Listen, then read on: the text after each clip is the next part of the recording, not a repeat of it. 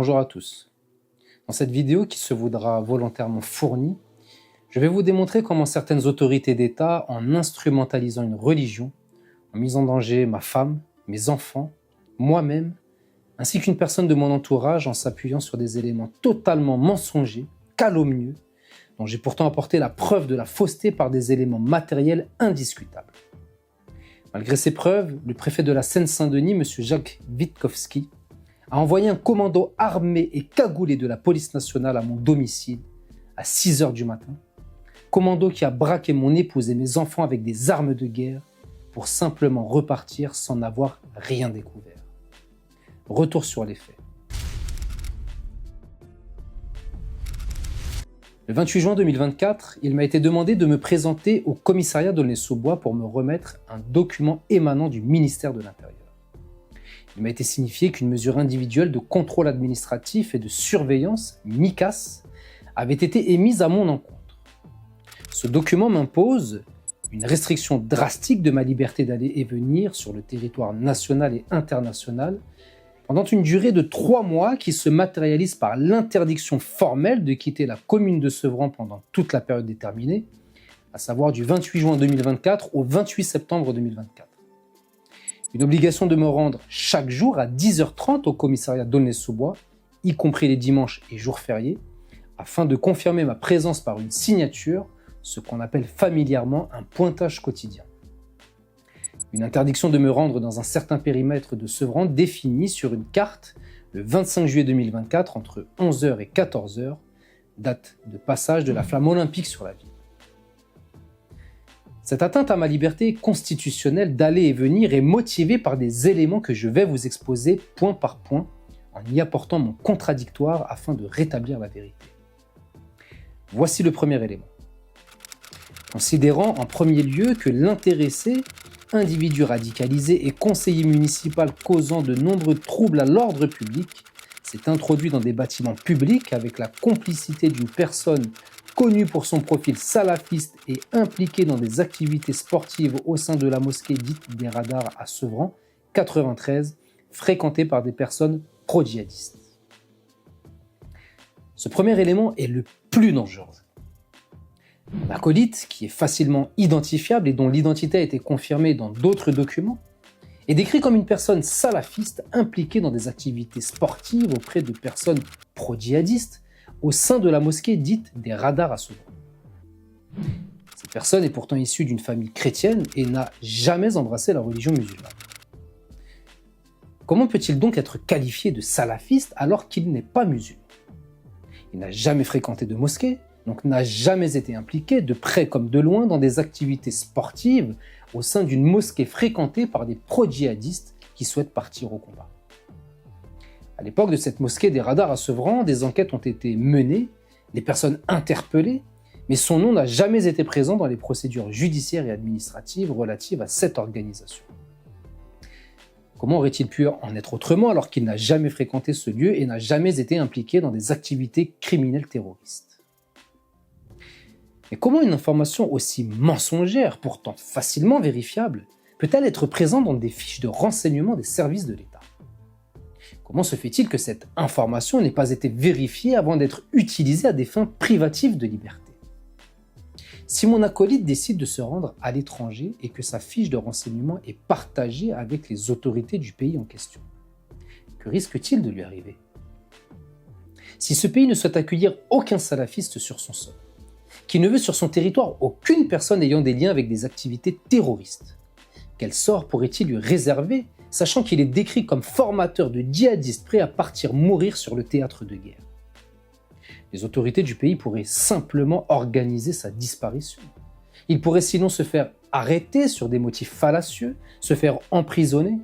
Et je ne pense pas que l'État français, en l'occurrence le Quai d'Orsay, se battrait pour le faire rapatrier en France au vu de la manière dont il est décrit par les services du renseignement.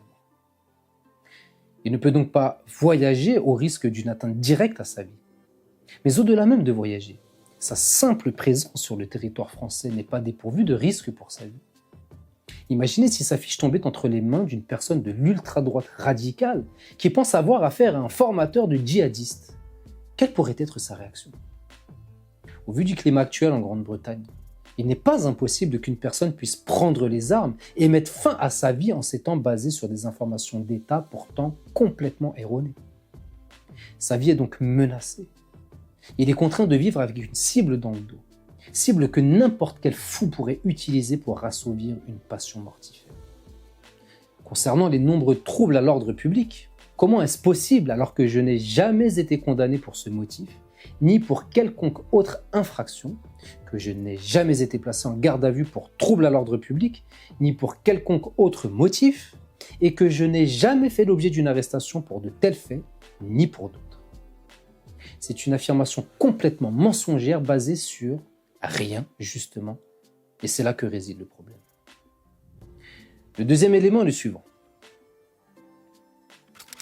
Le 8 novembre 2017, ils se sont rendus à l'Élysée se présentant faussement comme journalistes indépendants pour dénoncer les discriminations au sein de la RATP. Mon acolyte et moi nous sommes effectivement rendus au palais de l'Élysée le 8 novembre 2017.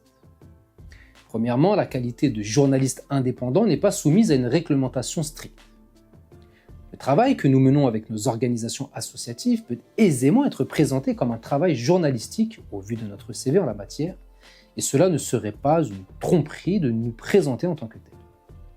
Néanmoins, ce n'est pas en tant que journaliste indépendant que mon acolyte et moi-même nous sommes présentés, mais comme victime de discrimination et de harcèlement pour lui, comme militant associatif l'accompagnant dans ses démarches judiciaires et administratives pour ma part. Ce combat mené contre les discriminations n'était pas au sein de la RATP, mais à la SNCF, comme en témoignent de nombreux articles de presse, des courriers envoyés à différents ministères ainsi qu'au président de la République en personne. Comment donc les services de renseignement ont-ils pu encore se tromper à ce point dans la transmission de leurs informations ? Il faut savoir que ce combat a été soutenu par de nombreuses personnes, y compris des élus de la ville de Sevran qui ont approuvé leur appartenance au comité de soutien de la victime. D'autres nous ont affirmé leur soutien oralement ou par d'autres moyens que nous avons à disposition.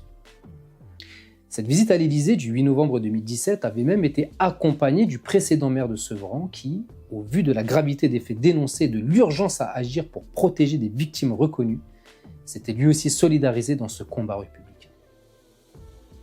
Encore une fois, ces accusations mensongères auraient pu aisément être vérifiées avant de servir d'argument accusatoire à tort. Nous voici maintenant au troisième élément. Le 11 juin 2019, ils ont fait l'objet d'un signalement du service de la protection de l'Assemblée nationale suite à leur comportement suspect aux abords de l'édifice. Le 11 juin 2019, nous nous sommes effectivement rendus à l'Assemblée nationale. Une fois arrivés sur place, nous avons nous-mêmes été nous présenter au service de police pour leur indiquer la raison de notre présence. Nous souhaitions solliciter la solidarité républicaine de nos parlementaires sur le combat contre les groupuscules d'ultra-droite prônant l'apologie du nazisme et qui souhaitent exterminer les personnes d'origine africaine, maghrébine ou de confession musulmane. Ces propos n'étaient pas les nôtres, mais ceux du défenseur des droits qui, en 2014 et 2015, a produit 2 rapports accablants en ce sens, avec des éléments factuels à l'appui de leurs conclusions. Ce jour-là, nous avons échangé avec des députés de notre nation, en avons même rencontré certains ultérieurement pour mettre en place cette solidarité républicaine. Voici le mail qui a été envoyé suite à ces rencontres aux abords de l'Assemblée nationale. Bonjour monsieur le député ou madame la députée, j'espère que vous allez bien. Suite à notre rencontre d'hier devant l'Assemblée nationale, je vous envoie comme convenu le document que notre association a reçu de la part de M. Castaner, ministre de l'Intérieur, sur le combat mené par notre association contre des groupuscules d'ultra-droite radicale. Nous l'avions averti de la gravité des faits par un courrier à son attention. Comme nous vous l'avons exprimé, nous souhaitons mobiliser la solidarité de nos parlementaires sur cette question, parallèlement au travail de la justice. Nous pourrons ainsi mettre en lumière auprès de nos concitoyens toutes les personnes qui se mobilisent autour de cette question afin de mettre un terme à ces pratiques délictueuses. Merci de me communiquer vos disponibilités afin de convenir d'un entretien lors duquel nous pourrons vous exposer les éléments du dossier. Je vous remercie encore de l'attention particulière que vous nous avez accordée hier. Bien à vous, Monsieur Jousse Sullivan. Voilà donc ce que des agents du renseignement français qualifient de comportement suspect, c'est-à-dire un combat républicain dans lequel La solidarité parlementaire peut aider à empêcher la résurgence d'une idéologie ayant engendré les heures les plus sombres de notre histoire. La motivation suivante est celle-ci. L'intéressé s'est défavorablement fait connaître des services de police en 2019 pour diffamation envers un fonctionnaire dépositaire de l'autorité publique ou un citoyen chargé d'un service public par parole, image, écrit ou moyen de communication par voie électronique, la victime ayant déposé plainte en raison de 2 vidéos diffamantes publiées sur les réseaux sociaux. Stéphane Blanchet, maire de Sevran, a effectivement déposé plainte contre mon acolyte et moi-même pour 2 vidéos qu'il jugeait diffamatoires et portant atteinte à son honneur. Sauf que la justice a attesté, et de manière définitive, que ces vidéos n'étaient pas diffamatoires ou diffamantes, et qu'elles ne portaient pas atteinte à son honneur malgré la gravité des propos tenus à juste titre. Voici quelques extraits de cette décision judiciaire définitive. Il n'est pas contestable que le sujet abordé dans ces vidéos et à l'occasion duquel les propos ont été tenus est d'intérêt général s'agissant de logement, de salubrité publique et de la responsabilité du maire de la ville où se situe l'immeuble en question. La vidéo pose le débat en lien avec la politique gouvernementale en matière de logement en reprenant des interviews du ministre de la Ville et du Logement sur une chaîne de télévision. La qualification de marchand de sommeil utilisée par les prévenus est destinée à marquer les esprits sur la gravité de l'insalubrité de l'immeuble. Quant à l'allusion aux trafiquants de drogue, la Cour relève que c'est le ministre lui-même qui, dans cette interview, assimile les marchands de sommeil à des trafiquants de drogue et envisage des peines équivalentes, de sorte que cette référence faite par les prévenus dans leurs vidéos n'impute pas directement au maire de se rendre coupable de trafic de drogue, mais est destinée à rappeler qu'en se comportant comme un marchand de sommeil, le maire s'expose à un traitement pénal équivalent à celui des trafiquants de drogue tel qu'envisagé par le gouvernement. Outre les témoignages et images du logement concerné insérés dans les vidéos établissant l'insalubrité de l'immeuble, les prévenus produisent des attestations. Il résulte de l'ensemble de ces éléments que les propos tenus au soutien des habitants d'un immeuble insalubre et s'interrogeant sur les pratiques de la mairie, compte tenu du contexte dans lequel ils ont été prononcés, ne dépassaient pas les limites admissibles à la liberté d'expression telle que protégée par l'article 10 de la Convention européenne des droits de l'homme. Comme vous pouvez le constater, nous avons accusé le maire de Sevran, Stéphane Blanchet, d'être un marchand de sommeil, comparable dans le traitement judiciaire à un trafiquant de drogue et qu'il devait aller en prison pour s'être rendu coupable d'escroquerie au jugement afin de mettre à la rue un militant des droits humains. En première instance, à Bobigny, les juges nous avaient condamnés à des amendes symboliques, espérant certainement que nous ne ferions pas appel de la décision. Mais nous avons immédiatement interjeté appel de la décision, qui était donc suspensive. Malgré cette suspension, le maire avait osé affirmer dans le journal de la ville de Sevran que j'avais été condamné sans préciser qu'un appel avait été interjeté. Il n'a par la suite jamais, et je dis bien jamais, rectifié cette fausse information, même après avoir été intégralement débouté en appel. Il ne s'est jamais excusé pour les propos qu'il avait tenus publiquement à mon encontre et à l'encontre de mon acolyte. Je lui ai même déposé un courrier officiel lui réclamant réparation dans le journal de la ville, courrier qu'il a méprisé comme la majorité de mes correspondances. Vu que nos propos n'étaient pas diffamatoires, nous avons à notre tour déposé plainte pour les faits que nous lui reprochions dans ces vidéos, et une information judiciaire devrait bientôt être ouverte par un magistrat instructeur suite à notre saisine. M. Blanchet est donc en partie responsable de cette mesure à mon encontre par des propos mensongers non rectifiés et pour lesquels il n'a jamais présenté ses excuses. Mais sa responsabilité ne s'arrête pas là. Le prochain élément en atteste. Le 12 octobre 2021, l'intéressé et son acolyte ont tenté à nouveau de pénétrer dans l'enceinte de la mairie de Sevran, dont l'accès leur avait été refusé pour s'expliquer avec le maire au sujet d'un article de presse qui mentionnait sa condamnation pour diffamation à l'encontre du maire et ont proféré des menaces de mort à l'encontre d'un cadre de la mairie. À la suite de cette tentative d'intrusion, l'édile a dû fermer la mairie pendant 2 jours pour les empêcher de rentrer et a dû mobiliser des policiers municipaux pour la protection des locaux et des agents travaillant dans l'établissement.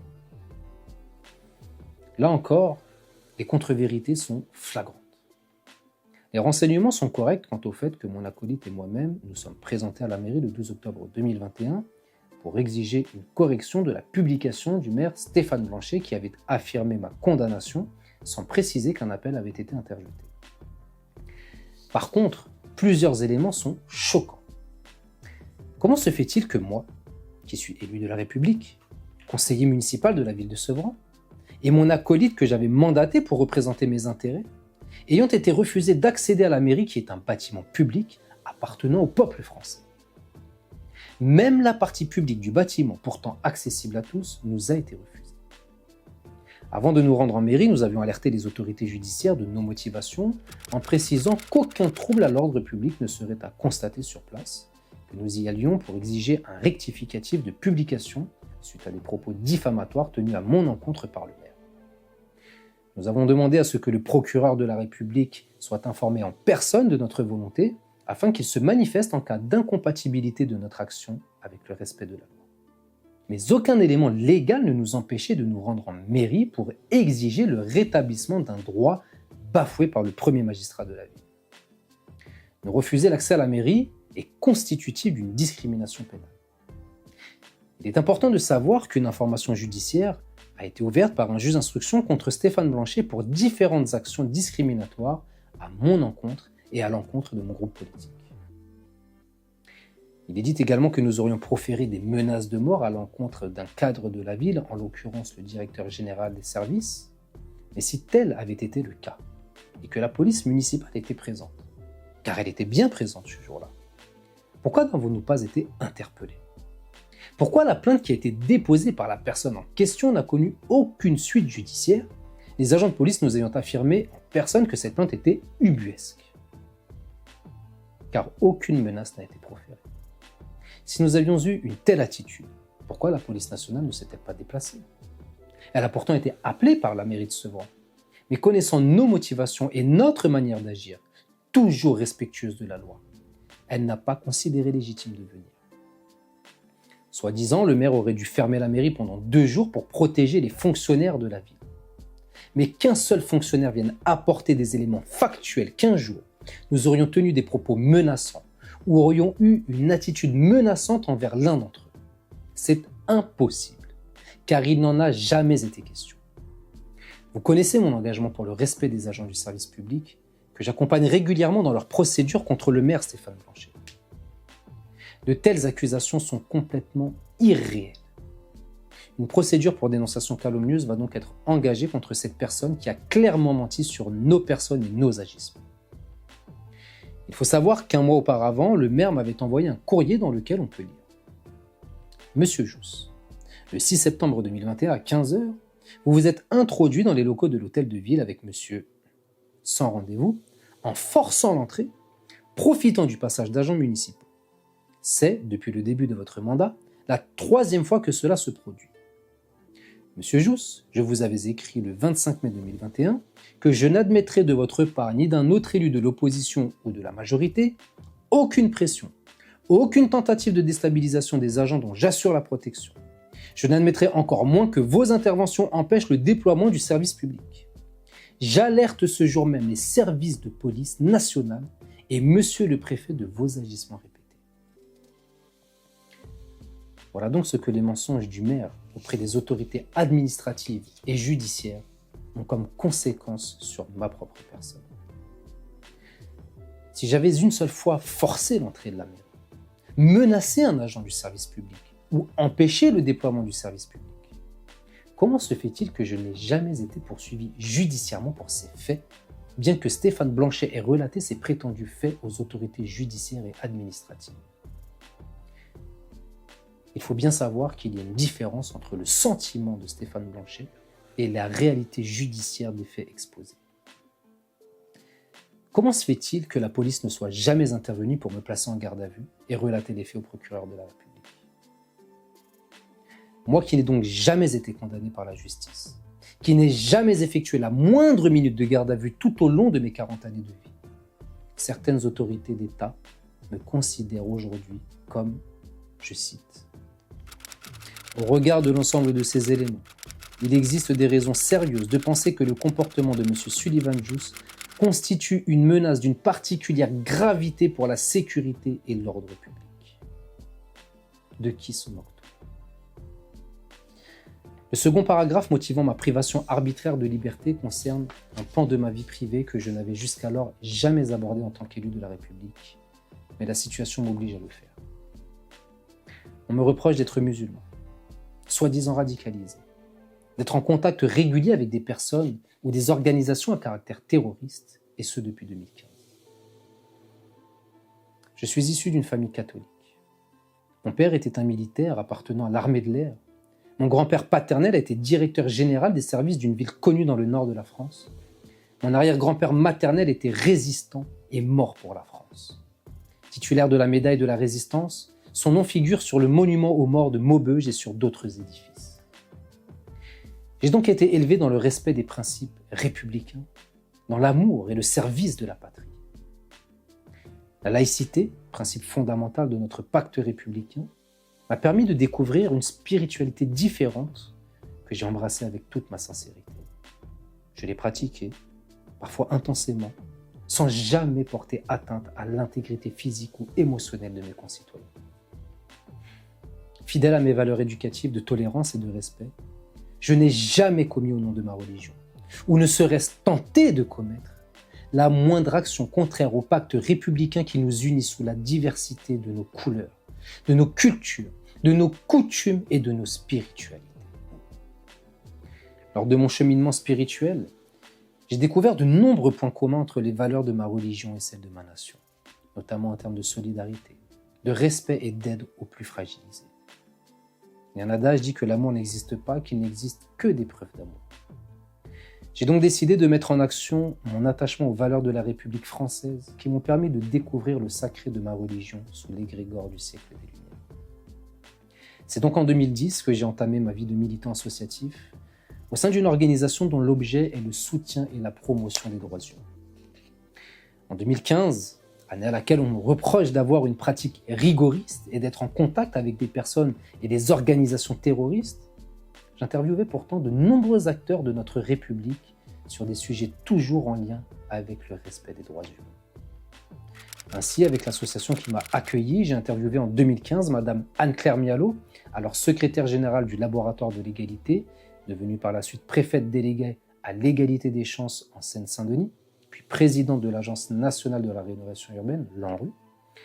J'ai également interviewé M. Michel Frances, député de la 3e circonscription de l'Oise, au sein même de l'Assemblée nationale. Le député nous avait fait visiter l'hémicycle et m'avait même fait monter au perchoir.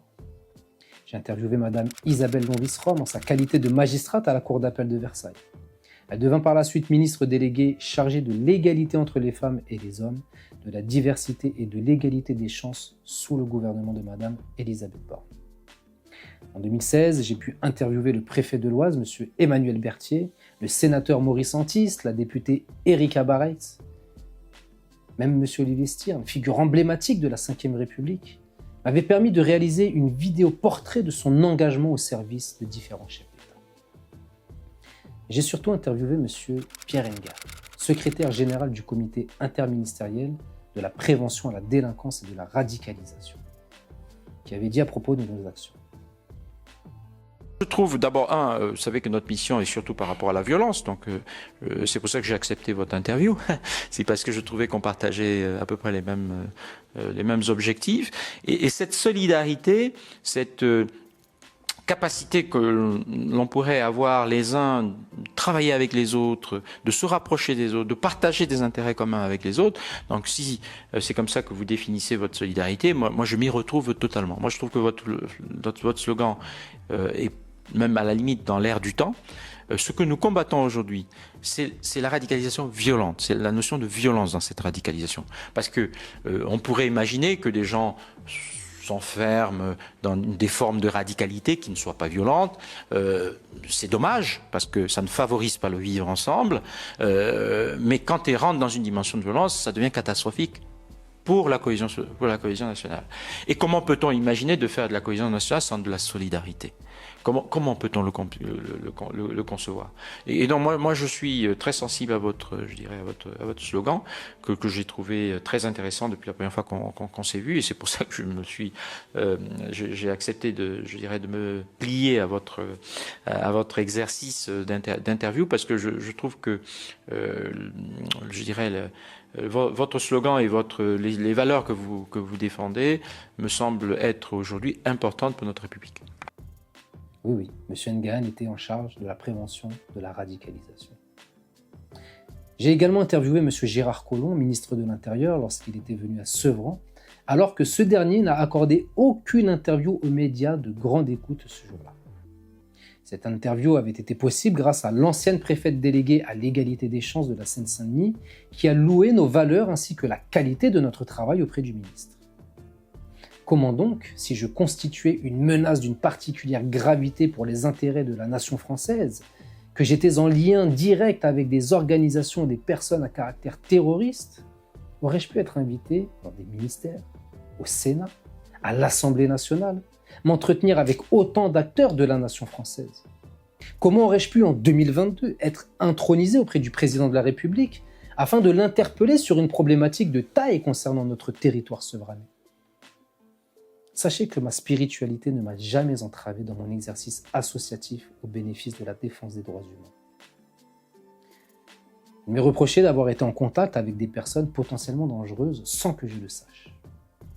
Mais n'est-il pas de la responsabilité de l'État de mettre hors d'état de nuire des individus représentant une menace réelle pour le pays si des faits factuels permettent leur incarcération? L'État m'aurait-il directement mis en danger ainsi que mes concitoyens en laissant des personnes dangereuses graviter autour de moi et sur le territoire national? Si fréquenter certaines personnes libres de circuler sur le sol français justifie aujourd'hui ma privation de liberté, pourquoi M. Macron ne serait-il pas soumis au même régime pour avoir fréquenté et fréquenter encore des personnes condamnées définitivement par la justice?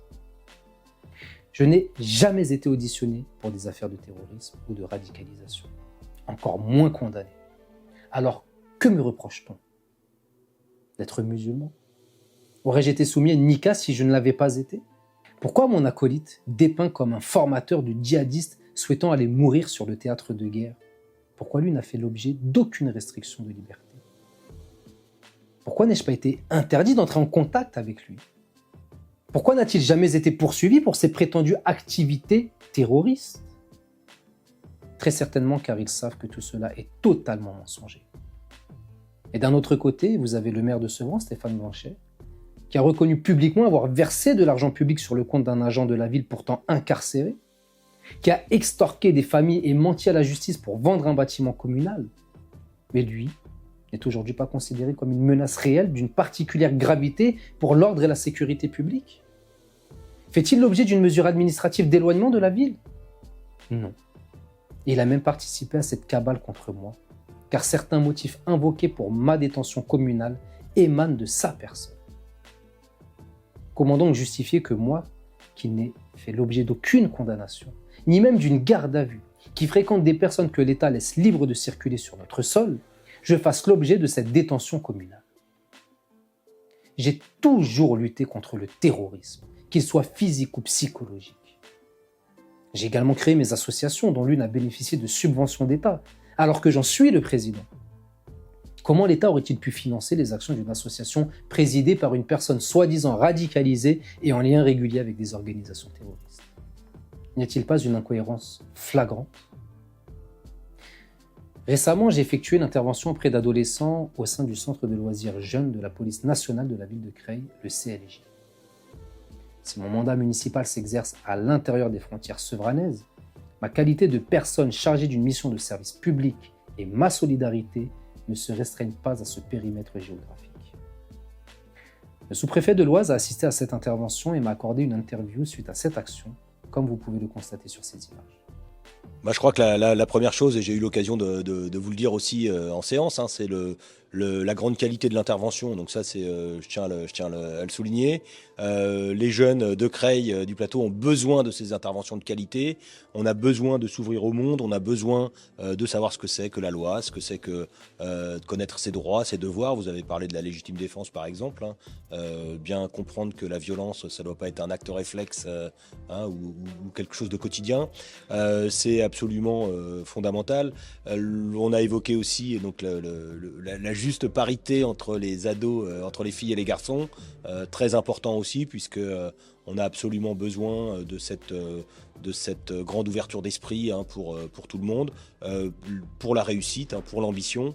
Donc je crois que voilà, là c'était un rendez-vous important et je suis très heureux d'avoir pu passer une tête à l'occasion de la fin de la séance, là. Tous ces éléments, qui ne sont pas exhaustifs, ont été produits dans les observations écrites que j'ai transmises aux autorités d'État. En effet, j'avais 8 jours pour apporter mes observations écrites auprès du ministre de l'Intérieur et pour demander à être reçu en préfecture pour apporter mes observations orales. Rentrons maintenant dans l'analyse de cette situation et des suites que j'y ai données. Considérant la fausseté des éléments produits dans un document officiel émanant d'une personne dépositaire de l'autorité publique ou chargée d'une mission de service public, il m'a été conseillé de déposer plainte pour dénonciation calomnieuse et faux en écriture publique. L'article 226-10 du Code pénal définit la dénonciation calomnieuse comme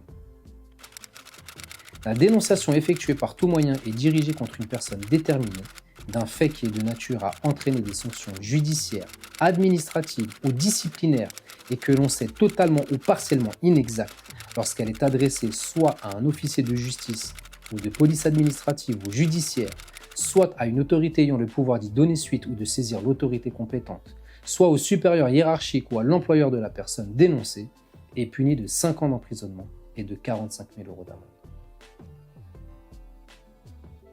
Concernant le faux en écriture publique, l'article 441-4 du Code pénal dispose que le faux commis dans une écriture publique ou authentique ou dans un enregistrement ordonné par l'autorité publique est puni de 10 ans d'emprisonnement et de 150 000 € d'amende. Les peines sont portées à 15 ans de réclusion criminelle et à 225 000 € d'amende lorsque le faux ou l'usage de faux est commis par une personne dépositaire de l'autorité publique ou chargée d'une mission de service public agissant dans l'exercice de ses fonctions ou de sa mission. Il faut savoir qu'il existe 2 types de faux. Le faux matériel, lorsqu'un document non officiel est trafiqué pour en donner l'aspect d'un vrai, et le faux intellectuel, qui est vrai dans sa conception matérielle, mais faux dans son contenu. Cette MICAS constitue donc un faux intellectuel en écriture publique, passible d'une réclusion criminelle de 15 années. Vous pensez maintenant peut-être, ou certainement, que j'en veux au ministère de l'Intérieur qui a émis cette mesure administrative à mon encontre. Initialement, non. Dans ce genre de situation, il faut garder la tête froide et ne pas sombrer dans une émotivité qui vous fait perdre tout discernement. Le ministère de l'Intérieur n'a fait que se baser sur des renseignements qui lui ont été transmis par des agents du renseignement ou par des autorités administratives. Il a fondé sa décision sur des éléments qui lui ont été présentés et qu'il pense être sincères car émanant de personnes dépositaires de l'autorité publique ou chargées d'une mission de service public. Il sait que procéder à de fausses déclarations est sévèrement réprimé par la loi. Il fait donc confiance aux personnes qui lui ont présenté ces éléments. Et donc ce sont ces personnes qui sont à mettre en cause dans un premier temps, car elles ont transmis de fausses informations sans les avoir vérifiées au préalable, ou en sachant pertinemment qu'elles étaient des contre-vérités établies. En agissant de la sorte, elles ont produit des éléments mensongers en ayant pour objectif de tromper la religion des autorités administratives et ainsi obtenir une décision en leur faveur, à savoir la privation de liberté. Cela s'appelle dans le jargon juridique une escroquerie au jugement, un délit pénal passible d'une peine d'emprisonnement. Cette escroquerie a été possible grâce à des documents officiels dont le contenu est mensonger, ce qui caractérise le faux en écriture publique. Il y a donc dans cette France des agents du renseignement qui produisent, émettent et transmettent de fausses informations sur des citoyens, ce qui peut avoir des conséquences judiciaires et administratives désastreuses. Je considère aujourd'hui le ministère de l'Intérieur, à ce stade de la procédure, comme victime, car je peux comprendre qu'il souhaite préserver l'organisation des Jeux Olympiques. Au vu des informations mensongères proférées à mon encontre et celles de mon acolyte, il est compréhensible qu'une mesure de précaution et d'éloignement ait été envisagée. Par contre, j'ai produit 21 pages de contradictoire qui vient démontrer point par point la fausseté des éléments présents dans cette MICAS. Je les ai fait signifier au ministère par un huissier de justice en respectant le délai qui m'était imposé. J'ai également été reçu en préfecture avec mon acolyte que j'avais désigné en qualité de conseil afin de présenter nos observations orales. Nous avons été reçus par le directeur adjoint de cabinet du préfet et lui avons également laissé nos observations écrites. Nous en avons profité pour demander un rendez-vous avec le préfet de la Seine-Saint-Denis, M. Jacques Witkowski, car nous cherchons à le rencontrer depuis plusieurs années maintenant. Depuis sa prise de poste, ce dernier n'a jamais, et je le redis bien, jamais voulu nous recevoir malgré tous les éléments factuels que nous souhaitions lui apporter sur des problématiques concernant notre ville de Sevran. Même après notre relaxe judiciaire définitive, il n'a pas voulu nous recevoir alors que le maire de Sevran avait calomnié à plusieurs reprises nous concernant. J'ai parallèlement complété ma plainte initiale en y ajoutant une infraction majeure qui fait partie des crimes que notre nation considère parmi les plus abominables. L'article 432-4 du Code pénal dispose que le fait par une personne dépositaire de l'autorité publique ou chargée d'une mission de service public, agissant dans l'exercice ou à l'occasion de l'exercice de ses fonctions ou de sa mission, d'ordonner ou d'accomplir arbitrairement un acte attentatoire à la liberté individuelle est puni de 7 ans d'emprisonnement et de 100 000 € d'amende. Lorsque l'acte attentatoire consiste en une détention ou une rétention d'une durée de plus de 7 jours, la peine est portée à 30 ans de réclusion criminelle et à 450 000 € d'amende. Les personnes qui ont ordonné et qui savent que ma privation de liberté est arbitraire, sachant qu'elle est ordonnée pour 3 mois consécutifs, bien loin des 7 jours mentionnés dans l'article, encourent une peine de 30 ans de réclusion criminelle. Cela en fait un acte plus grave que la majorité des infractions liées au terrorisme, qui sont réprimées pour la plupart d'entre elles de façon moins sévère. En matière d'infractions à caractère sexuel, seul le viol ayant entraîné la mort de la victime est puni d'une peine équivalente. Cela nous démontre la gravité de l'infraction commise à mon endroit et des peines encourues par certaines personnes dans ce dossier. J'ai également ajouté dans cette plainte l'infraction mentionnée à l'article 432-5 du Code pénal qui dispose que le fait par une personne dépositaire de l'autorité publique ou chargée d'une mission de service public, ayant eu connaissance dans l'exercice ou à l'occasion de l'exercice de ses fonctions ou de sa mission, d'une privation de liberté illégale, de s'abstenir volontairement soit d'y mettre fin si elle en a le pouvoir, soit, dans le cas contraire, de provoquer l'intervention d'une autorité compétente, est puni de 3 ans d'emprisonnement et de 45 000 € d'amende. Étant donné que j'ai alerté différentes autorités dépositaires de l'autorité publique ou chargées d'une mission de service public sur la privation illégale de ma liberté, toutes les personnes qui n'ont pas pris les mesures nécessaires pour y mettre un terme sans délai ou qui n'ont pas saisi l'autorité compétente pour le faire sont également sujettes à une condamnation pénale. Peut-être que certains l'ont fait, mais que les autorités ayant le pouvoir de mettre un terme à cette privation arbitraire de liberté sont restées inertes, auquel cas elles ne seront pas condamnables si elles apportent la preuve factuelle de leur alerte. Après ce dépôt de plainte et la présentation de mes observations, aucune réponse ne m'a été octroyée de la part de l'administration, ni du procureur de la République, qui, selon le commandant de police d'Aulnay-sous-Bois, était censé m'appeler directement pour m'informer des suites qu'il envisageait donner à ma plainte. J'ai donc envoyé une sommation au préfet de la Seine-Saint-Denis afin de m'assurer qu'il était bien au courant de mes observations écrites et qu'il n'avait pas été victime d'un manquement délibéré d'une personne de l'administration. Un certain nombre de questions lui a été transmises par un commissaire de justice pour faire enregistrer ses réponses par un agent assermenté d'État. Cette démarche était motivée par l'article 15 de la Déclaration des droits de l'homme et du citoyen de 1789, la DDHC, qui dispose que la société a le droit de demander compte à tout agent public de son administration. Une nouvelle fois, je n'ai obtenu aucune réponse à ces questions. Mais le préfet s'est quand même manifesté. Savez-vous comment ? En m'envoyant un commando de police armé et cagoulé, armé de fusils d'assaut, à mon domicile à 6h du matin. Oui, le préfet, sachant que je suis innocent, sachant pertinemment que les motivations de cette Mika sont mensongères, a saisi la juge des libertés de la détention, JLD, afin qu'elle autorise cette visite à mon domicile. Il a de nouveau utilisé des éléments mensongers pour tromper le discernement de la juge et ainsi obtenir une décision en sa faveur. Il s'est donc lui aussi rendu coupable d'une escroquerie au jugement. Pour le faire, il a produit un document officiel afin de motiver sa requête, comme on peut le voir sur le procès-verbal d'intervention de la police. En utilisant les mêmes motivations que celles de la Micas, il a donc produit des éléments calomnieux et mensongers en pleine connaissance de cause. Comme j'avais contesté ces mensonges dans mes observations écrites, le préfet a tenté d'être plus précis dans ses motivations en y ajoutant certains éléments, parfois en étant plus précautionneux dans le langage, mais ses motivations présentées à la JLD étaient tout aussi fallacieuses. Il a donc produit un faux en écriture publique pour étayer son escroquerie au jugement. J'estime alors que la juge des libertés de la détention a été victime du machiavélisme du préfet. Cette manœuvre avait pour but, tout au moins pour effet, de venir terroriser ma famille. Nous avons été réveillés, ma femme, mes enfants et moi-même, par le bruit sourd du bélier qui a défoncé la porte de notre appartement. Puis, rapidement, le commando armé a investi les lieux et braqué l'intégralité des membres de ma famille présents sur place. Ma femme et mes enfants sont restés prostrés.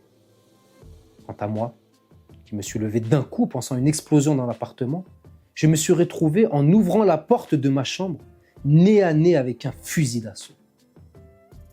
Qu'aurait-il pu se passer lors de ces quelques secondes ? Regardez ce que la juge des libertés de la détention a rédigé à cause du préfet dans les motivations de sa décision. Les renseignements issus de la surveillance administrative caractérisent une menace d'une particulière gravité pour la sécurité et l'ordre public en raison du comportement de Joe Sullivan.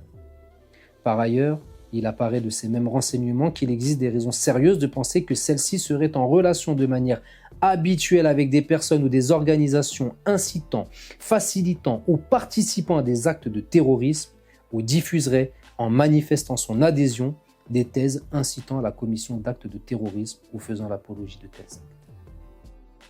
Imaginez donc, lorsque j'ouvre la porte brusquement, que l'officier de police perde son sang-froid et tire en pensant avoir affaire à un terroriste. L'aurait-on blâmé s'il avait dit s'être retrouvé nez à nez avec un terroriste prêt à lui sauter dessus sans savoir s'il était armé ? Si, dans sa volonté de préserver sa pudeur, ma femme avait pris un vêtement au pied du lit pour se couvrir et qu'un fonctionnaire avait tiré sur elle en disant ne pas savoir si elle s'apprêtait à prendre une arme, quelqu'un l'aurait-il blâmé ?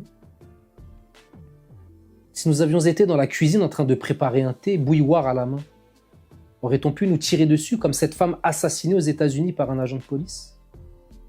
Je n'imagine même pas si nous étions en train de préparer un repas, couteau à la main.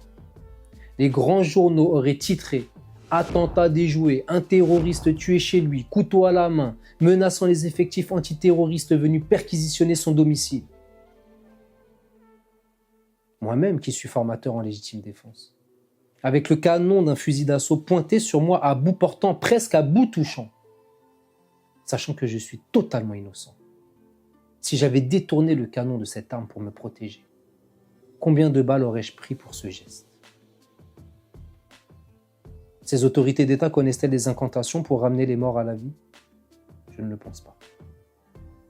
Heureusement que ma spiritualité m'a permis de garder mon calme et mon sang-froid. Sinon, je ne serais probablement pas là en ce moment même en train de tourner cette vidéo. Et vous m'auriez déjà enterré 6 pieds sous terre. Peut-être que certains s'en seraient réjouis, allez savoir. Mais une fois encore, je ne peux en vouloir aux agents des forces de l'ordre. Ils n'ont fait qu'appliquer les ordres qu'on leur a donnés en se basant sur des éléments mensongers produits par le préfet. Ils pensaient avoir affaire à une famille de terroristes et ont pris leurs précautions. En témoigne le PV relatant le déroulement de l'opération. Vu le risque de déperdition de documents ou données relatifs à une menace d'une particulière gravité pour la sécurité et l'ordre public, vu le comportement dangereux éventuel de Joe Sullivan et vu le risque encouru par les policiers intervenants, à 6h15, les effectifs pénètrent dans les lieux avec rigueur à l'aide des matériels mis à leur disposition et procèdent à une sécurisation des lieux. Moi, Sullivan Juice, militant des droits humains, élu de la République, luttant contre le terrorisme sous toutes ses formes, y compris le terrorisme administratif, jamais condamné par la justice, jamais mis en garde à vue, ne serait-ce qu'une seule minute, on considère que j'ai un comportement dangereux et qu'à mon contact, les policiers encourent des risques majeurs pour leur sécurité. Eh bien non, vous ne rêvez pas. C'est bien de ça dont il s'agit. Imaginez que les forces de l'ordre affirment elles-mêmes être entrées chez moi avec vigueur. Je vous laisse imaginer la scène. Alors certes, le drame ne s'est pas produit, bien heureusement. Mais le traumatisme est établi. Les agents des forces de l'ordre se sont vite rendus compte qu'ils n'avaient rien à faire chez moi, car rien ne corroborait les motivations du préfet. Ils ont découvert chez moi des livres de droit, des décisions judiciaires dans lesquelles les magistrats louaient mon combat et me relaxaient des accusations portées à tort à mon encontre. Dans le procès-verbal relatant le déroulement des faits, on peut lire « Notre visite ne conduisant à la découverte d'aucun autre élément en rapport avec les motivations de l'ordonnance de Madame le juge des libertés de la détention, mettons fin à nos opérations. » Les agents de police ont donc apporté un commencement de vérité me concernant, en attestant que je n'avais aucun lien de près ou de loin avec des organisations ou des individus terroristes, et que mon comportement ne présentait aucune dangerosité pour la nation française. Le préfet savait pertinemment que cette visite ne donnerait rien. Alors quelle était sa véritable volonté, si ce n'est de terroriser une famille innocente? Ou peut-être voulait-il me pousser à la faute pour qu'un agent m'élimine sur place? Comment mes enfants vont-ils grandir avec ces images? Les fusils d'assaut braqués sur eux, leur père en caleçon, menotté à genoux dans le salon. Vous savez que la vie s'écrit à l'encre indélébile, et ces images resteront gravées à jamais dans leur mémoire. Je ne tolérerai jamais qu'on ait braqué mes enfants alors que je suis innocent. Si j'avais commis la moindre faute, j'aurais été prêt à l'assumer et à rendre des comptes au nom du peuple français. Mais je ne peux supporter qu'on vienne terroriser ma famille en usant de prétextes fallacieux pour qu'au final, aucun élément soit trouvé en relation avec ces mensonges abominables et que la police reparte comme elle était venue, à l'exception faite de ma porte cassée, mais surtout du traumatisme laissé sur place. Un tel comportement n'est plus machiavélique, mais purement diabolique. Il y a quelques années, Stéphane Blanchet, maire de Sevran, avait menti à un juge pour exposer des enfants au terrorisme de la rue par l'expulsion du logement qu'ils occupaient avec leur mère. Aujourd'hui, c'est le préfet de la Seine-Saint-Denis, M. Jacques Witkowski, qui a menti à un juge pour s'adonner au terrorisme administratif infligé à tort à mes enfants par cette violence physique et psychologique. On voit là aussi que les mensonges de Stéphane Blanchet ont contribué au braquage de ma femme et de mes enfants. Je sais qu'en off, comme on le dit familièrement, en 2020, certains élus de Sevran ont fait une campagne de dénigrement à mon encontre en disant que j'étais fiché S, donc un individu dangereux. Mais vous savez aujourd'hui sur quels éléments mensongers ces personnes se sont appuyées pour me calomnier.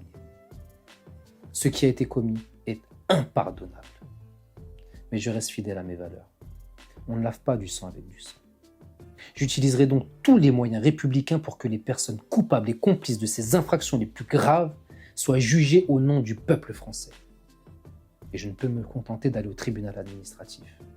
La situation est bien trop grave pour me présenter devant une simple juridiction civile. Seule la juridiction pénale peut statuer sur mon dossier.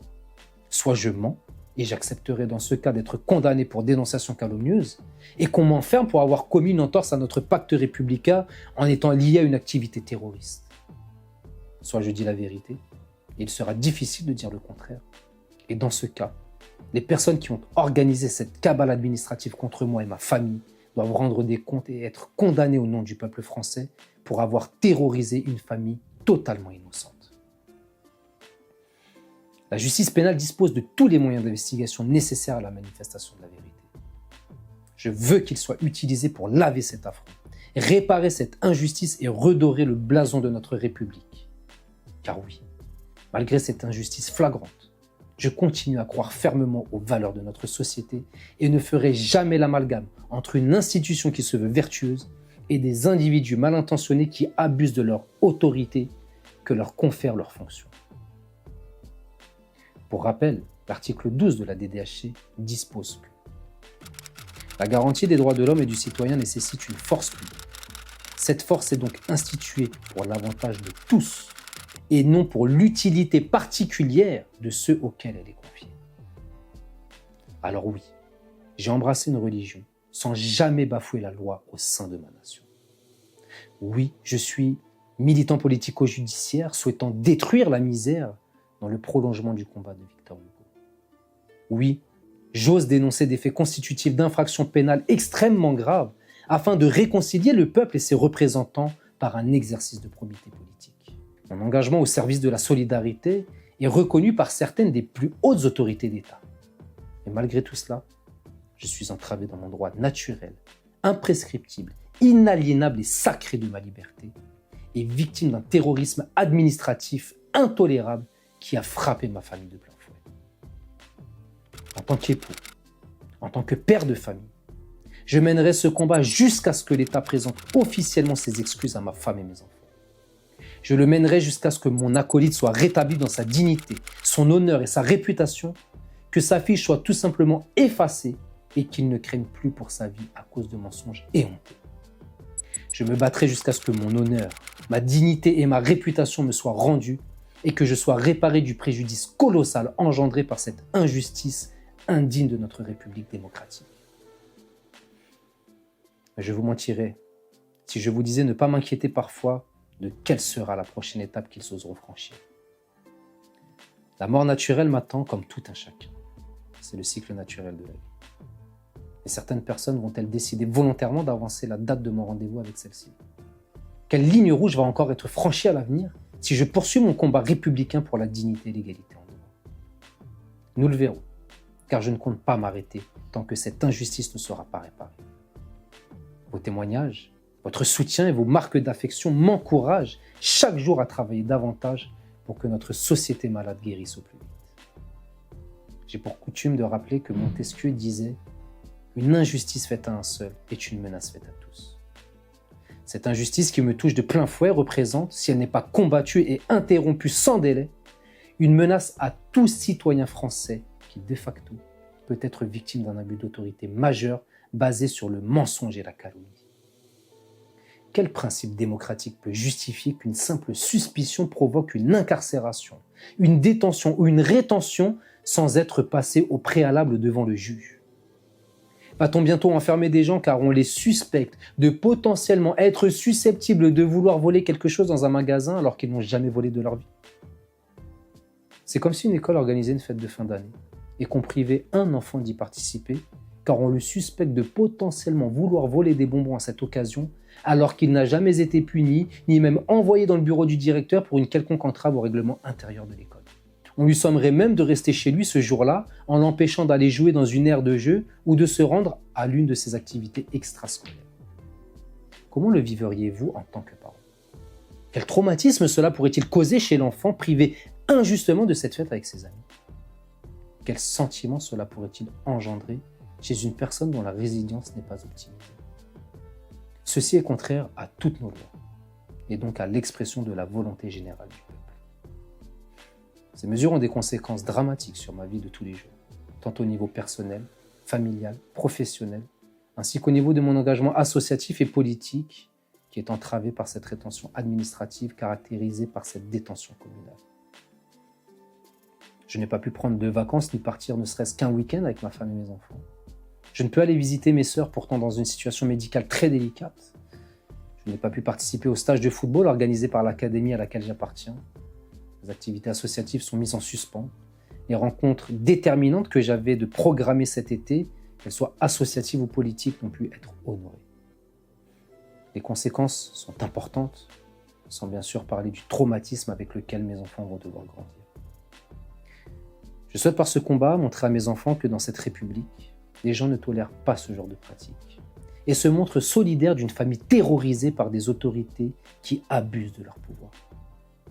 Et comme l'exposition fait l'éducation, je ne veux pas que mes enfants évoluent avec le sentiment d'une République qui n'est pas à la hauteur de ses principes. Je veux leur montrer qu'il existe un fossé entre ces personnes qui usent de leur autorité à des fins criminelles et la solidarité qui peut exister au sein de la nation française. Je sais également ne pas être le seul dans cette situation, bien que je sois certainement le seul élu de la République à avoir fait l'objet d'une micasse et d'une perquisition administrative domiciliaire. Certains de nos concitoyens n'ont pas nécessairement les armes juridiques pour lutter contre ces pratiques. C'est donc aussi pour toutes ces familles bafouées injustement dans leurs droits que je veux mener ce combat afin que cela ne se reproduise plus à l'avenir. Pour conclure, j'aimerais rappeler certains principes constitutionnels de notre République et vous partager quelques passages d'un rapport parlementaire que mon acolyte a trouvé lors de ses recherches. L'article 66 de la Constitution du 4 octobre 1958 dispose: Nul ne peut être arbitrairement détenu. L'autorité judiciaire, gardienne de la liberté individuelle, assure le respect de ce principe dans les conditions prévues par la loi. L'article 2 de la Déclaration des droits de l'homme et du citoyen de 1789, la DDHC, dispose que le but de toute association politique est la conservation des droits naturels et imprescriptibles de l'homme. Ces droits sont la liberté, la propriété, la sûreté et la résistance à l'oppression. Mon droit à la liberté n'est pas conservé, mais il est piétiné et bafoué. L'article 4 de la DDHC dispose que la liberté consiste à pouvoir faire tout ce qui ne nuit pas à autrui. Ainsi, l'exercice des droits naturels de chaque homme n'a de borne que celle qui assure aux autres membres de la société la jouissance de ces mêmes droits. Ces bornes ne peuvent être déterminées que par la loi. Je ne représente aucune nuisance pour autrui et n'ai commis aucune infraction. Ma liberté ne peut donc être entravée arbitrairement de la sorte. L'article 5 de la DDHC expose « La loi n'a le droit de défendre que les actions nuisibles à la société. Tout ce qui n'est pas défendu par la loi ne peut être empêché. Et nul ne peut être contraint à faire ce qu'elle n'ordonne pas. N'ayant commis aucune action défendue par la loi, je ne peux être contraint de la sorte. » L'article 7 de la DDHC dispose que « Nul homme ne peut être accusé, arrêté, ni détenu que dans les cas déterminés par la loi et selon les formes qu'elle a prescrites.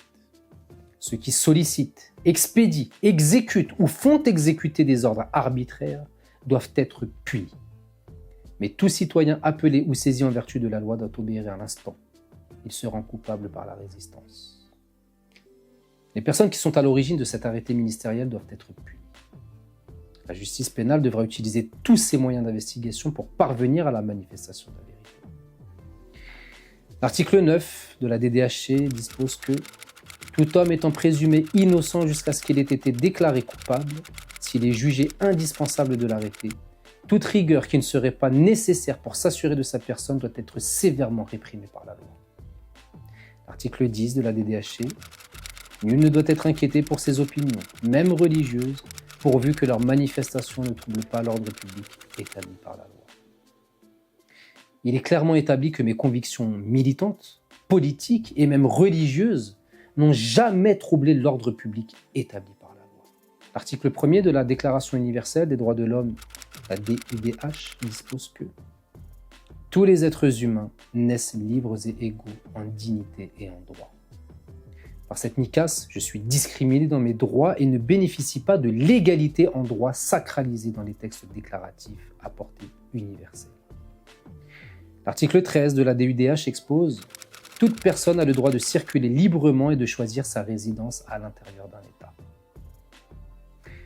Ces valeurs constitutionnelles ont largement été reprises dans un rapport parlementaire qui précise notamment que, sur le plan juridique, tout d'abord, fonder des décisions administratives, quelles qu'elles soient, sur une simple inscription dans un fichier de police, qu'il s'agisse du FPR ou du FSPRT, serait contraire aux droits de l'Union européenne. L'article 22 du règlement 2016-679 du Parlement européen et du Conseil du 27 avril 2016 interdit en effet toute décision fondée exclusivement sur un traitement automatisé, y compris le profilage, produisant des effets juridiques le concernant ou l'affectant de manière significative de façon similaire. L'article 10 de la loi n° 78-17 du 6 janvier 1978 dispose qu'aucune décision produisant des effets juridiques à l'égard d'une personne ou l'affectant de manière significative ne peut être prise sur le seul fondement d'un traitement automatisé de données à caractère personnel. Eu égard à la nature des données susceptibles d'être contenues dans le FPR comme dans le FSPRT, dont certaines relèvent de la catégorie des données sensibles, il ne saurait donc y avoir, pour ces fichiers, sans violer le droit de l'Union européenne, d'exception au principe d'interdiction de fonder des décisions administratives sur la base de la seule inscription au fichier. Le placement en rétention administrative ou sous surveillance électronique de personnes en raison de leur seule inscription au sein d'un fichier présente, en outre, des risques importants d'inconstitutionnalité. Le Conseil constitutionnel a en effet d'ores et déjà reconnu une portée constitutionnelle au principe d'impossibilité de fonder une décision administrative sur la seule inscription dans un fichier de police. Le Conseil constitutionnel a estimé qu'à défaut, les dispositions auraient porté atteinte aux droits ou aux intérêts légitimes des personnes qui découlent des articles 2, 4, 9 et 16 de la DDHC, la Déclaration des droits de l'homme et du citoyen. Au demeurant, il fait peu de doute que la mise en œuvre de mesures de privation de liberté, à titre préventif, à l'encontre de personnes radicalisées présentant des indices de dangerosité et connues comme telles par les services de police, serait déclarée contraire à la Constitution, notamment à son article 66 qui dispose que « Nul ne peut être arbitrairement détenu. L'autorité judiciaire gardienne de la liberté individuelle assure le respect de ce principe dans les conditions prévues par la loi. » Toute autre mesure privative de droit prise sur la base d'un simple fichage au soupçon encourrait un risque d'inconstitutionnalité. La fiche S, cette fameuse fiche S, est un outil de signalement mais ne constitue ni un indicateur de dangerosité, ni une preuve de culpabilité. Dès lors, la mise en œuvre, à des fins de prévention des atteintes à la sécurité et à l'ordre public, d'une mesure restrictive de liberté sur la base de la simple inscription au fichier sans que celle-ci suffise à établir la menace à l'ordre public, serait susceptible de porter une atteinte disproportionnée aux droits et libertés constitutionnellement garantis. Si des mesures administratives de prévention des actes de terrorisme peuvent bien évidemment d'ores et déjà être prononcées à l'encontre d'individus qui constituent une menace grave pour la sécurité et l'ordre public, cette menace doit être établie par des éléments objectifs et non par une simple inscription dans un fichier de soupçon. Régulièrement mentionnée à chaque arrestation ou libération, l'existence ou non d'une fiche S n'est pourtant d'aucune utilité pour les autorités judiciaires, ni au stade de l'enquête, ni au stade du jugement, ni en matière d'application des peines. Lors de son audition par votre groupe de travail, le procureur de la République de Paris, qui dispose d'une compétence nationale spécialisée en matière de lutte contre le terrorisme, a rappelé que la fiche S, par la diversité des publics concernés, ne pouvait pas être considérée par ses services comme un indice de culpabilité. En raison de sa nature même, la fiche S ne peut pas être un élément pris en compte par les autorités judiciaires dans la judiciarisation ou non de faits répréhensibles. Voilà pour cette vidéo, assez longue, tout en m'étant concentré sur l'essentiel, car il y aurait encore beaucoup à dire sur le sujet. Je vous demande par solidarité de bien vouloir la commenter, la partager, la faire connaître, afin que nos autorités d'État cessent d'ignorer, oublier et surtout mépriser nos droits les plus sacrés. Je vous dis à bientôt pour la suite de ce combat et je vous remercie une nouvelle fois pour votre soutien.